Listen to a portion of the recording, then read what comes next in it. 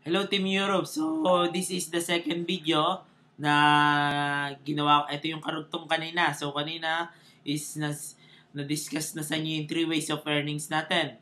And then ngayon, i-discuss natin yung panghuli, which is yung tinatawag natin na 15 days global profit sharing. So dito na yung pumapasok yung mga tanong natin. Yung mga dito kasi naka-focus. Kumbaga dito what do you call this?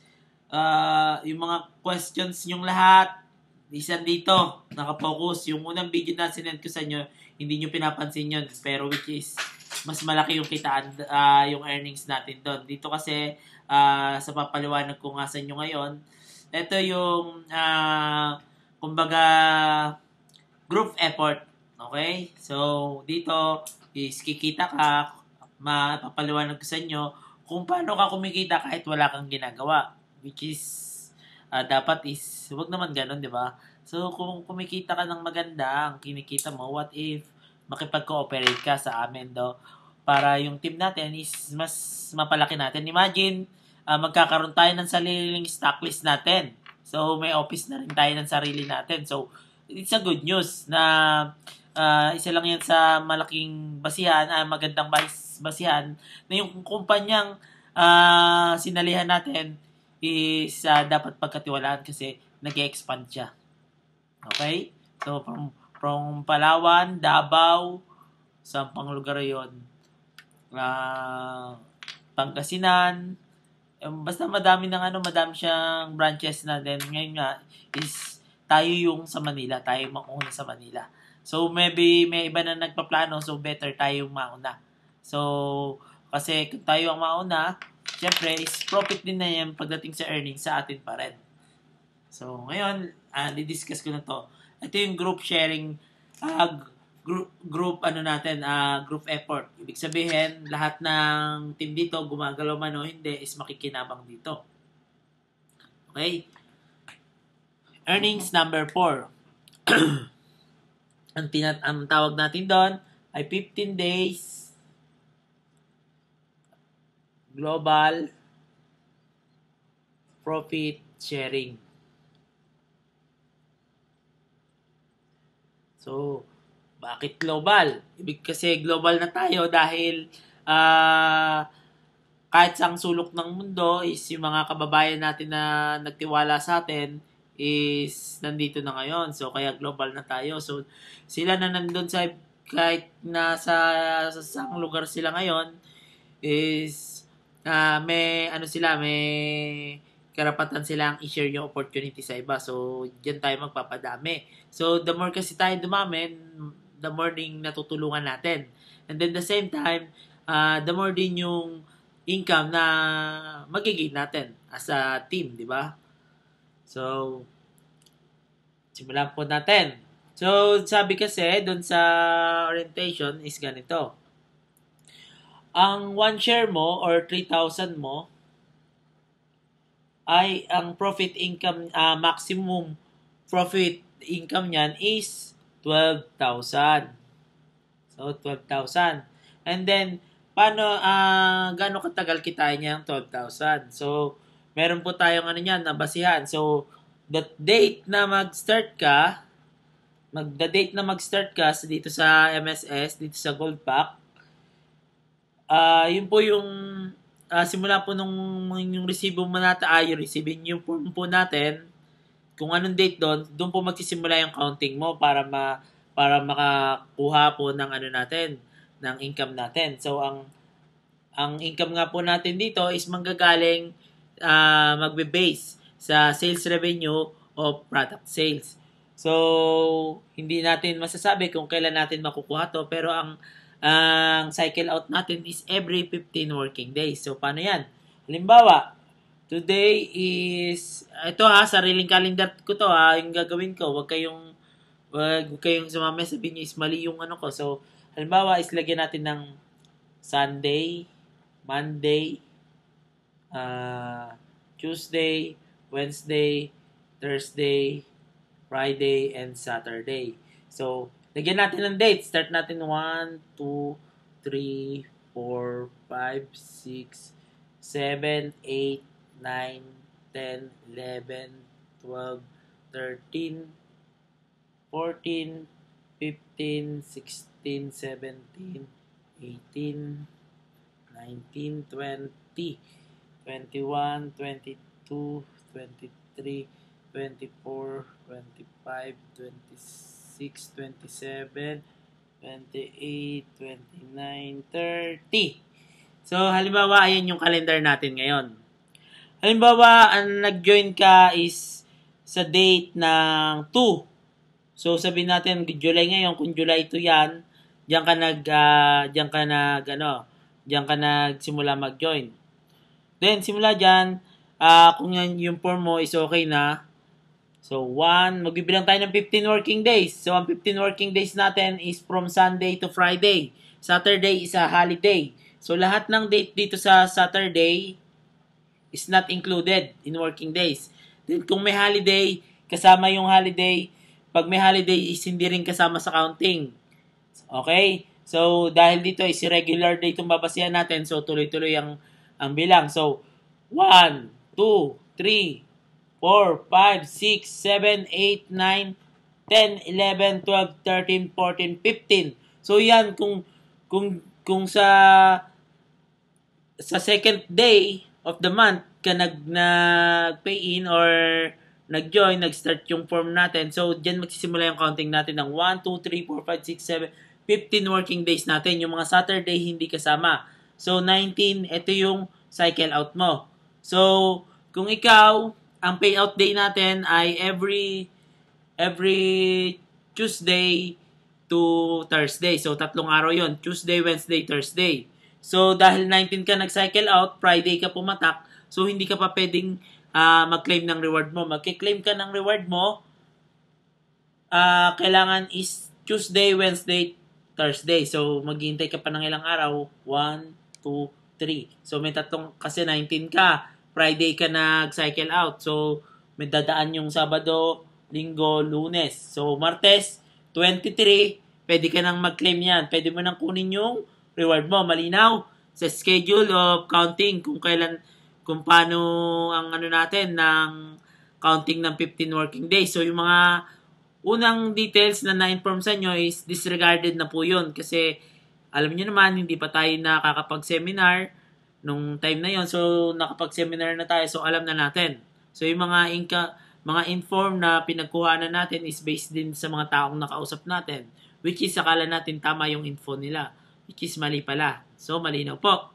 So, yan yung counting ng 15 days, 15 days, 15 working days cycle out o yung payout natin.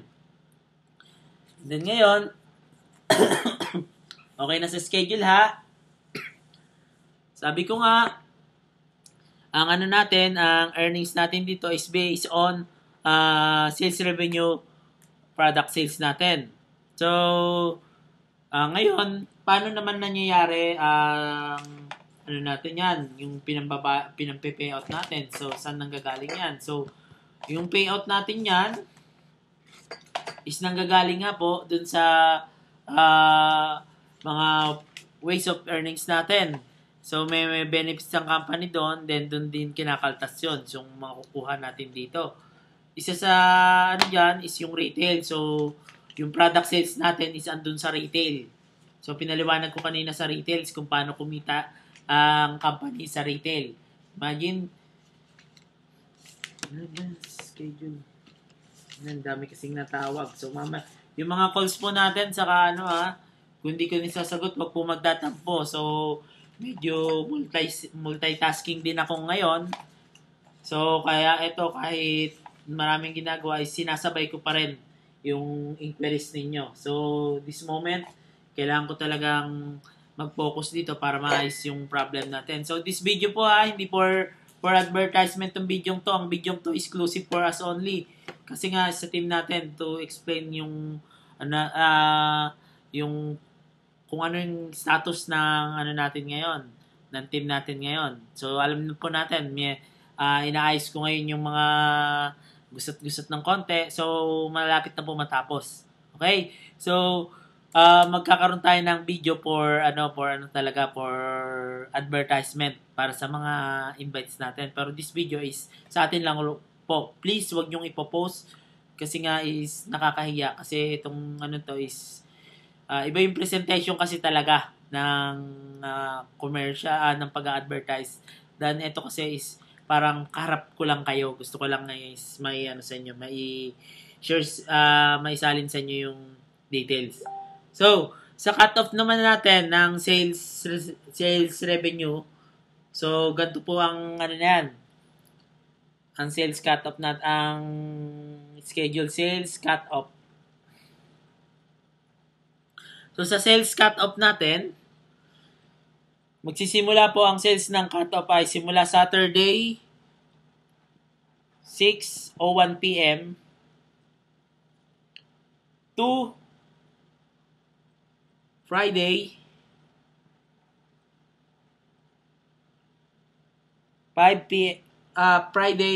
2:59 p.m. Oh, paliwanag ko, lilinawin ko ha. Simula Saturday, 6:01 p.m. hanggang Friday, 2:59 p.m. Diyan po pumapasok yung cut-off ng sales natin sa mga products natin.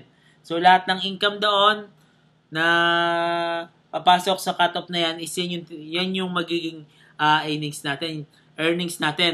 Yan magbabase ngayon yung yung payout natin, yung cycle out natin na tinatawag. So, dyan po magbe-base. Then, same day ng Friday mismo ng 5 p.m. automatic po yan is forecasting na po yan. Forecasting ng ating sales of revenue. So, forecasting of sales revenue na yan ng 5 p.m. So, halimbawa, ang forecasting natin is 5,000. Sabihin natin 4,000. Okay? Kung ang forecasting is 4,000, ikaw, kung may 1 share ka, meron kang 4,000 ngayon. So, kung kung ikaw ay meron kang sabihin natin 10 shares, meron kang 40,000. Okay? Malinaw po tayo doon. So, kung ang forecast natin is kung magkano, yun yung makukuha mo per share. So, sabi ko nga, kung 10 shares ka and ang forecasting natin is 4,000, meron kang 40,000 pesos. So, malinaw po. So, di ba, ang sabi nga dito, is 3,000 mo, ang maximum potential income mo is 12,000. So, ganda yan. Yung 12,000, mababawasan na yan ng 4,000. So, magkano matitira? Sa 12,000 mo, sa maximum potential income mo is, 8,000. So, may 8,000 ka. So, ngayon ikaw, yung account mo, dahil hindi na-reach yung 100% sales natin. So, example lang po itong ginagawa ko para maintindihan nyo. So, baka yung iba kasi mag-expect na within 15 working days, 12,000 agad. Which is not.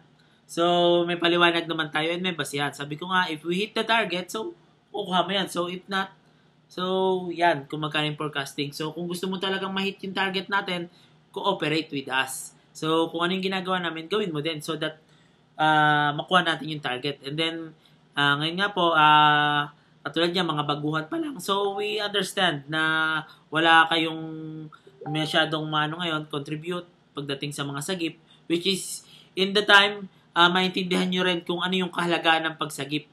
Kasi, every person na madadala mo dito is malaking bagay para sa kanya at lalo na sa kanyang pamilya. Kung siya ay isang ordinaryong mamamayan lang, then kumikita lang ng sapat lang or hindi pa nga sapat para sa pamilya niya na para pantustos sa araw-araw. So, ngayon is pinapakita ko nga sa inyo is kung ano yung kagandahan nitong opportunity sa MSS. Okay? So, 12,000, na kasi natin, unang 15 working days mo is 4,000 yung nakuha mo. So, meron ka pang dun sa maximum potential income mo na 12,000, may natitira pang 8,000. So, another 15 working days na naman ang hihintayin mo. After another 15 working days, may forecast na naman yan. So, ang forecast natin, let us say, 6,000. So, ibig sabihin, tumaas yung natin, sales natin. Kasi nung una, 4,000 lang. Kung 6,000.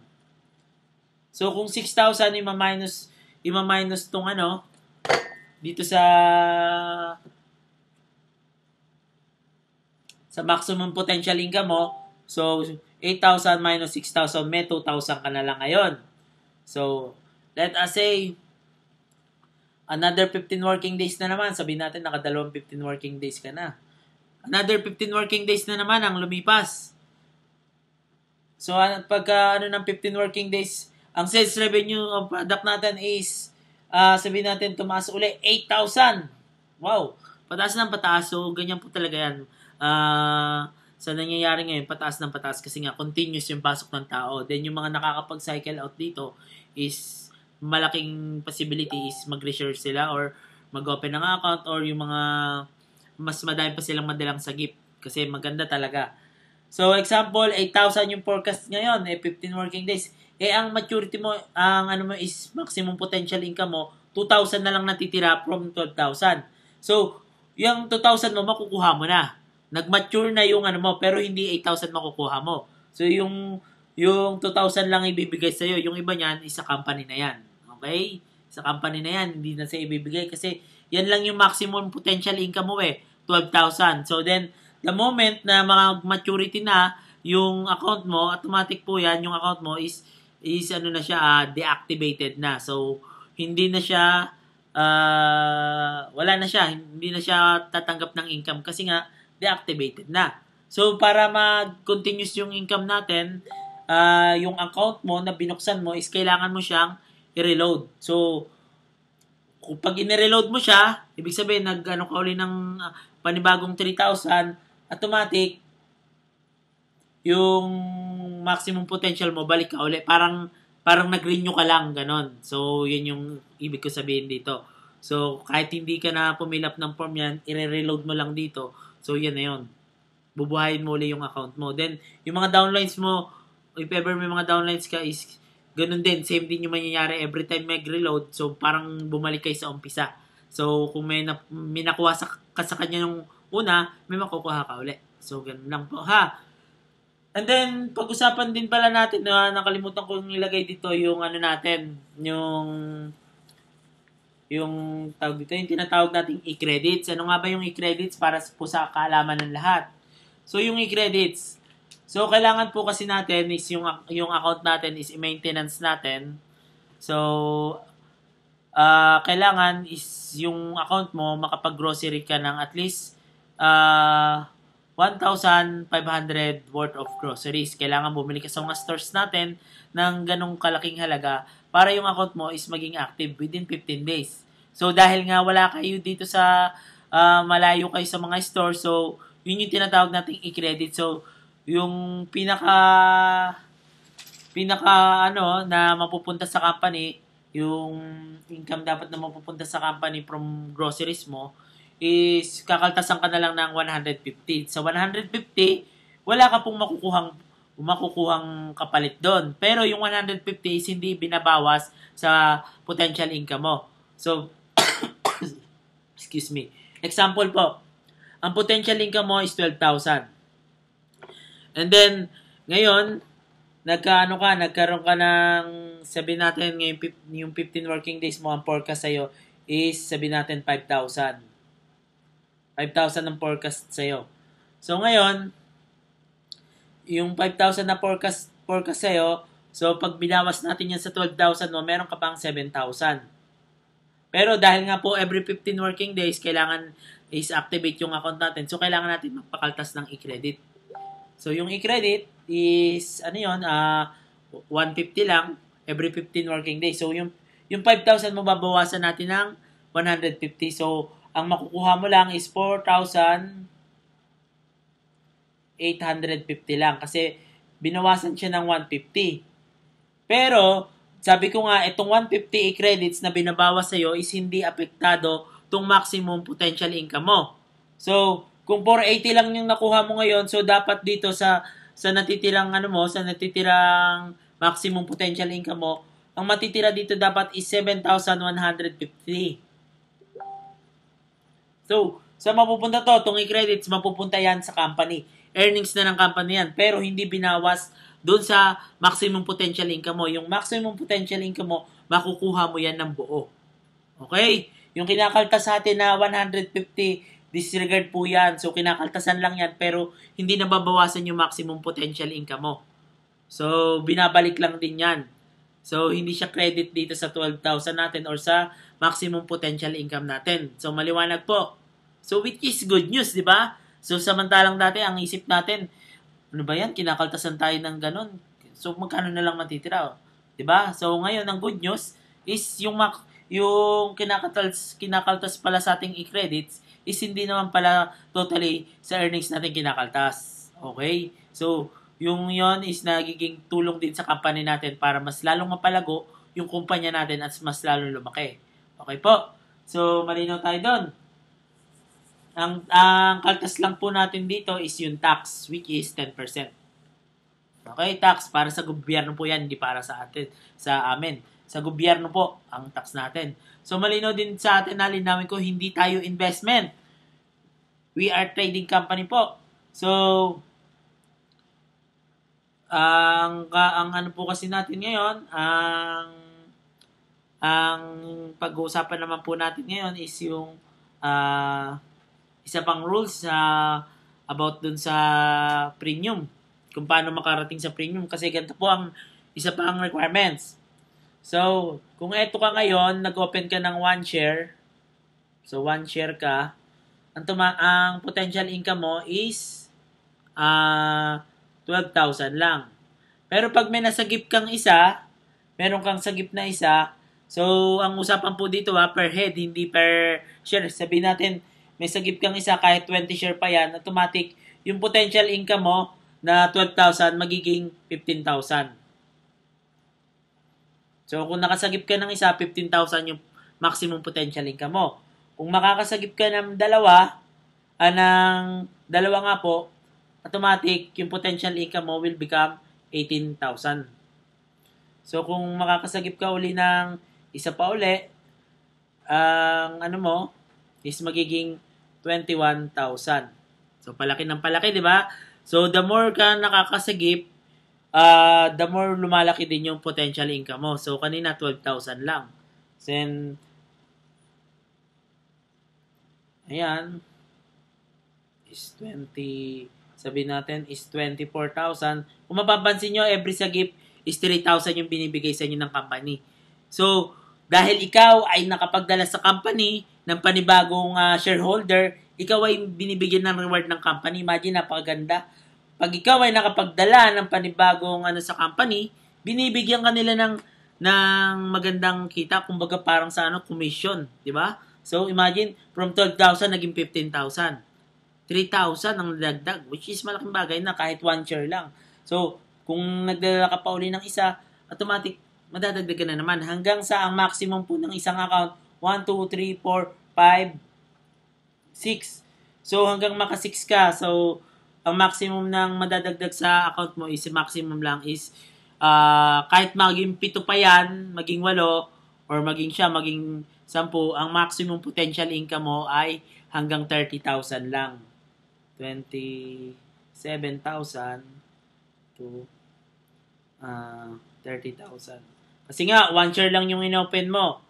1 share lang kasi yung inopen mo. Kaya ang maximum potential income mo is 3,000. Kahit makasampu ka. Pero example, ang inopen mo is 2 shares. So, dahil kung 10 ang sagip mo, automatic po, yung pang 7 is makikredit yun sa isang share na account mo. Kasi itong lahat ng sagip mo, credited lang yan sa 1 share mo. So, sabi ko nga, kung meron kang 2 shares na binuksan, tapos 10 yung sagip mo, automatic, yung sobra sa 6, diretso sa isang share mo. So, yung isang share mo, hanggang 6 lang yung maximum niya para dito sa maximum potential income natin. So, sabi ko nga, kahit 10 yan, hanggang 30,000 pa rin ang papasok dyan. Okay? Malinaw po. So, same process lang din siya ng pinaliwanag ko kanina. Yung every 15 working days, basta ang ano dyan, pag nag-maturity na yung account mo, is automatic deactivated yung account mo. So, pwede mo siyang i-reload para maging activate uli. And then, ito yung isang rules doon maganda. Ito yung connected sa premium. Pag na-reach mo yung quota na 15,000 ang maturity, 15 pataas, automatic, pagka nag-maturity ka, magkakaroon ka na 1 free premium account. So, automatic po yun encoded na magkakaroon ka ng isang panibagong account sa premium. Kahit may account ka na dati or kasali ka na dati sa premium, automatic po itong account itong serial, kasi by serial yan may mga serial number yung mga account na yan. So, yung serial number ng account na to, automatic mapupunta sa premium. So, magkakaroon ka ng panibagong premium account. So, pagka na-reach mo yung 15,000 na maturity, pataas. Pag 12,000 lang, wala. Okay, malinaw. Pag 12,000 lang, ibig sabihin, wala kang sagip at nakuha mo na yung nag-maturity na yung 12,000 mo, wala ka pong pre-premium account. So, magkakaroon ka lang ng pre-premium account if you have 15,000 pataas na maturity. Malinaw po tayo doon.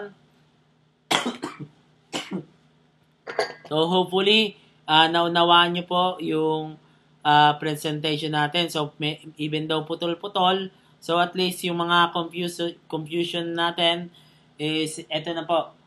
Nasagot na po natin ngayon. Kasi nga, kahapon lang po tayo nakapag-attend ng training. The details before na nire-raise sa inyo is hindi galing mismo sa atin, galing mismo sa mga taong akala natin is ganun na rin kalawak yung knowledge nila. So, just understand na lang po the situation. So, wag na po tayong mag-comment na, kasi sabi mo ganyan-ganyan. So, humihingi na po kami ng paunumanhin sa unang kasi maunawaan naman po kasi natin kasi nga is bago pa lang yung etong special anniversary promo natin.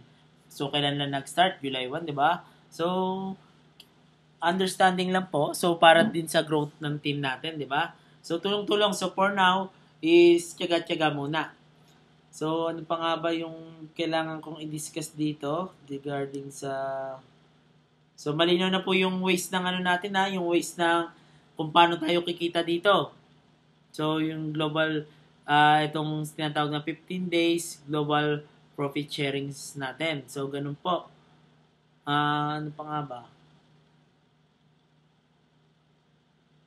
As for now, yun muna. So, malinaw na habang umaano dito, habang marami kang directs, so, malaki yung potential income na kinikita mo. Pero, ito yung ito po kasi yung pinaka maganda dito. Yung business na pinasok mo is insure income to. Nag-open ka ng 3,000, may maturity siya na 12,000. Yan 12,000 mo, siguradong makukuha mo. Pero, hindi ka sigurado kung gaano katagal. Which is, hindi naman sobrang tagal ang paghihintay mo. Kasi, per 15 days ang kitaan natin. So, wag kang masyadong magreklamo kung ganon. Kasi, bakit? Subukan mo. Tatanungin kita, mag-open ka ngayon ng 3,000 sa bangko.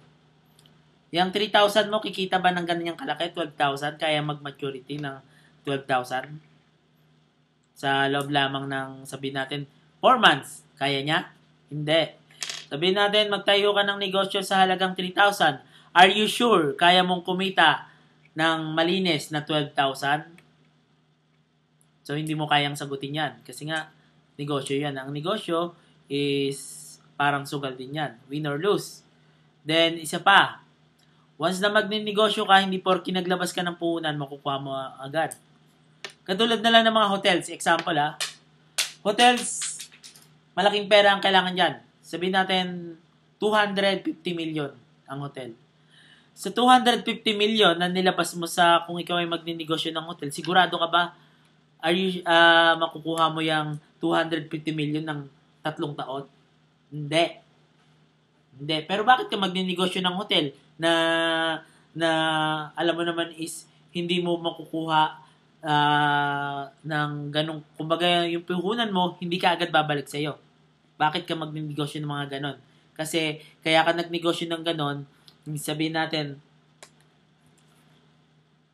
sa sa January, February,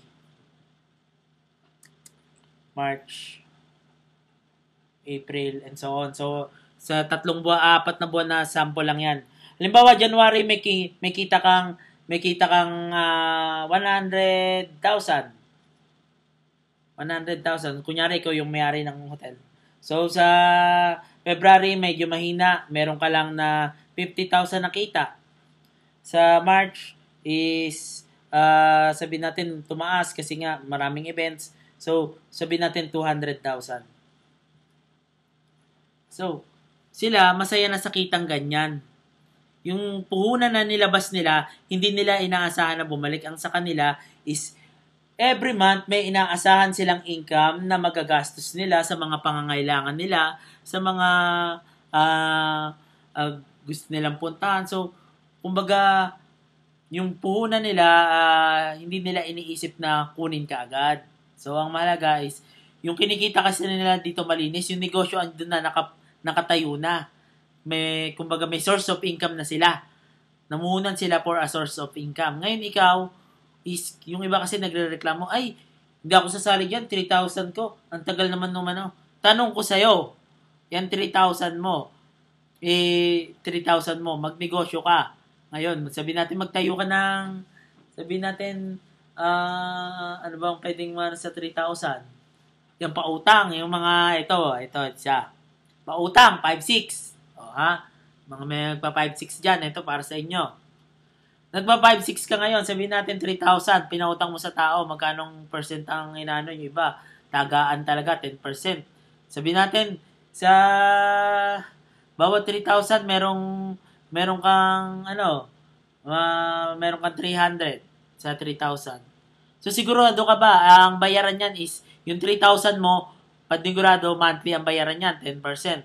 So, yung 10% mo ba, sigurado ka, yung pinautang mo sa kanya, within just 1 month, ibabalik sa'yo is 3,300. So, mostly, ibabalik lang sa inyan is 10%, 300 lang. 300. So, every month may kita kang 300. So, yung 3,000 mo, ang tagal mo bago makuha. Yung 3,000 mo, makukuha mo siya 10 months.